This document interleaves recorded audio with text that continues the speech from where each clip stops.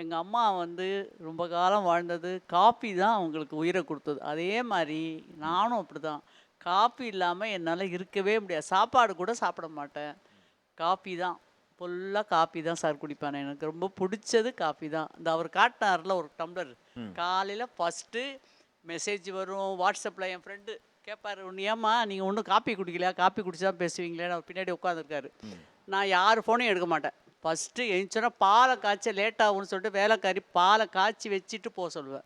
எந்திரிச்சோன்னா பாலை ஊற்றணும், டிகாஷன் ஊற்றணும், காப்பியை வச்சுட்டு பக்கத்தில் உட்காந்து அதை குடிச்சிட்டு தான் அப்புறம் மெசேஜே பார்ப்பேன் நான். அல்லாட்டா அது வரைக்கும் பார்க்கவே மாட்டேன் சார். காப்பியில் தான் என்னுடைய நான் இப்படி இருக்கிறேன்னா அந்த காப்பி தான். உங்களை இயக்கிறதே காஃபி தான் காலையில. ஆமாங்க சார். அந்த காப்பி இல்லைன்னா எனக்கு ஒன்றுமே இல்லை சார். மேடம் வந்து இவ்வளவு அழகாக இருக்காங்கன்னா ஒரே காரணம், ஃப்ரம் தி பெர்த் எனக்கு தெரியும். டெய்லி காலையில் எழுந்துச்சோன்னா முதல்ல காபி தான் சாப்பிடுவாங்க அவங்க. அப்புறம் தான் எந்த வேலையுமே செய்வாங்க.